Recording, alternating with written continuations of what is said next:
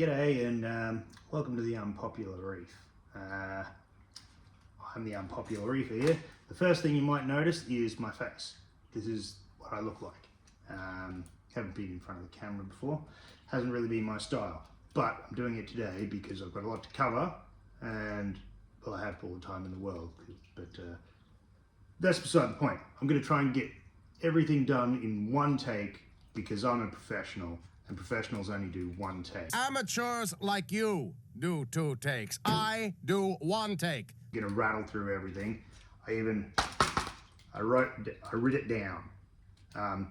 Seeing as I'm on leave and I'm not really working at the moment, I've been drinking most of the day, and so I'm gonna be mixing my reef tank update with a craft beer review. This one right here is White Bay Brewery's Stance Veselier Czech Amber Pilsner.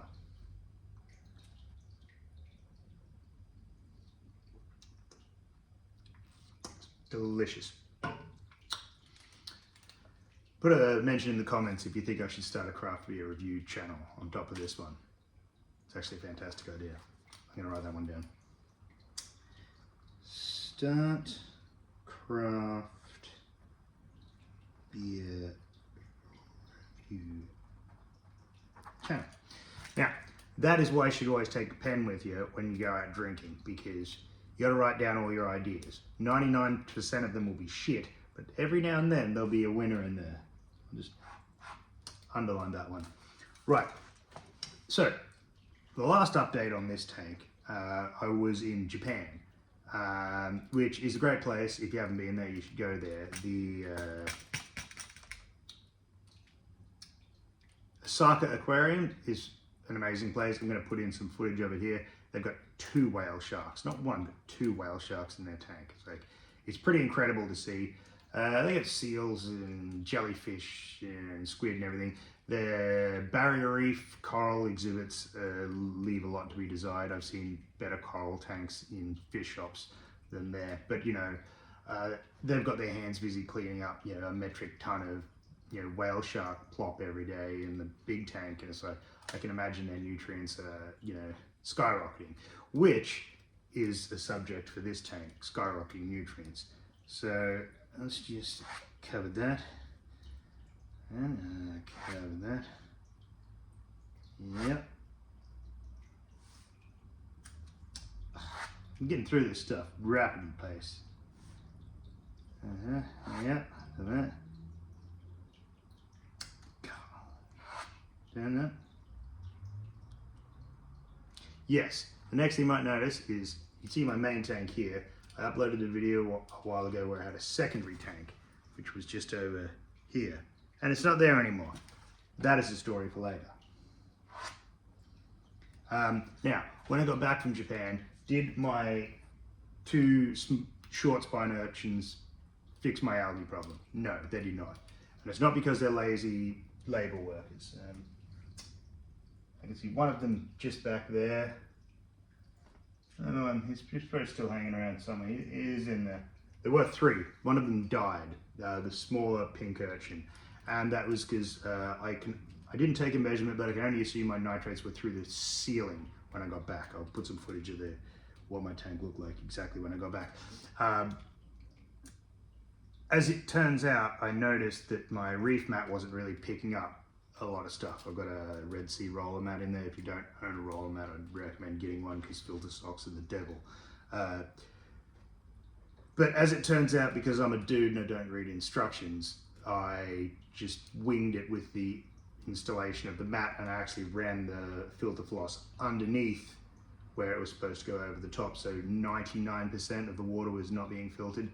So for a few months this had no filtration whatsoever, because I don't run a protein skimmer on this one either. So yeah, the water was filthy. However, since correcting then, everything's come up pretty good. My algae problems died way back.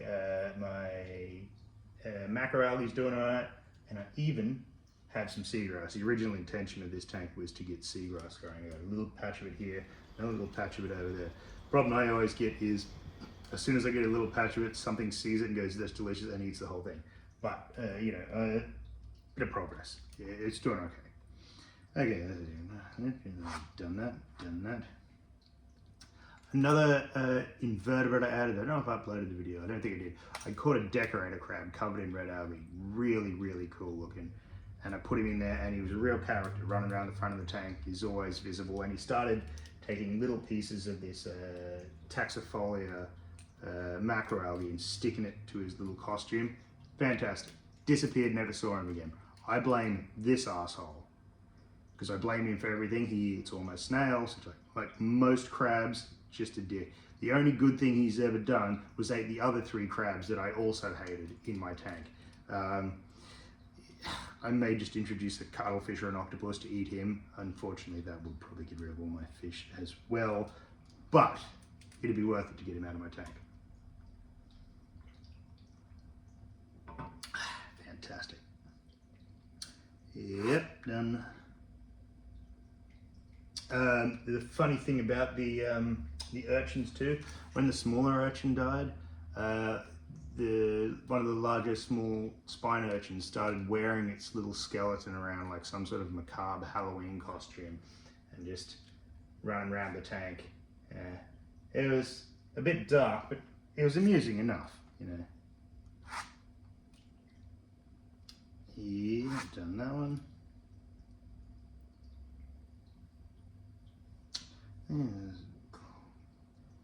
Oh yeah, so the next issue I had, this small tank that was here, God, it must have been, probably I started with about 14 Australian stripies, tiny little fry. And they sort of started dropping off. I didn't think much of it at the time. I thought it was mostly bullying because it was a small tank. There was a lot of fish in there and some of them were really small, so I figured they were being eaten. But I feel it must have been a disease because I had both tanks interlinked into each other. The disease spread to my large tank, and I've had, for this tank that I've only had 2 years, my second complete wipeout of all of my fish. The shrimp seemed to do okay, and the crabs, unfortunately, survived. So I just had a shrimp and crab tank for about 6 weeks while I left the tank fallow to make sure whatever was in there is no longer in there. I do have fish in there at the moment. There was another trip that I did up north where I got some nice fish. I'm down south in New South Wales. Up in Queensland they get much nicer fish. It's a lot hotter up there.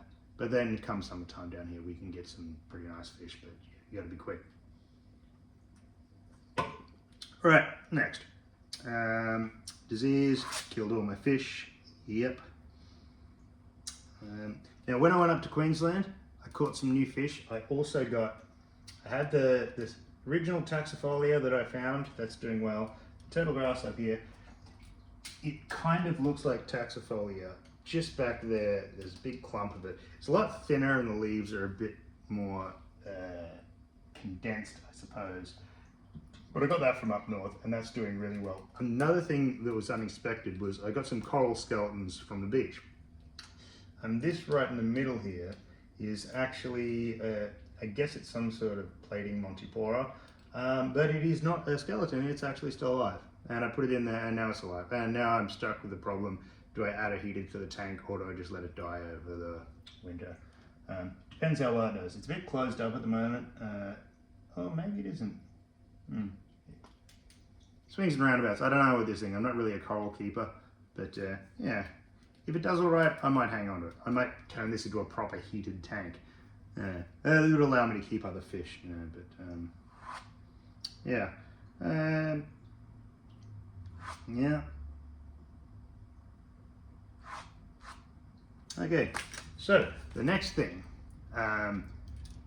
apart from the disease that wiped out both my tanks, that is not the reason I got rid of this smaller side tank. The actual reason is I went away for a trip to work again.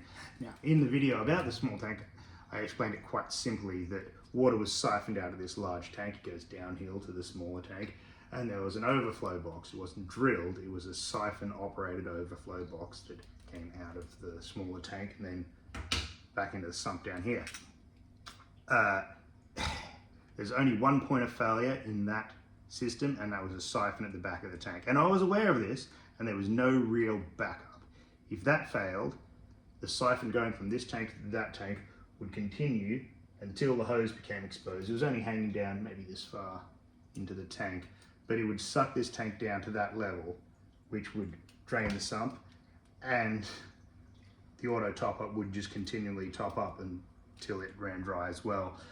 And of course, that is everything that happened. And you know, I came home to a swimming pool in the living room, which smelled like low tide at the pier. Yeah, it's that salt water and the algae, and it's I'd been away for a long time, and I was really tired. It was just fantastic to come home to. As a result of that, I've abandoned the two tanks running off the same system because I'm not going through that again. And I've set it up as a separate system in the kitchen.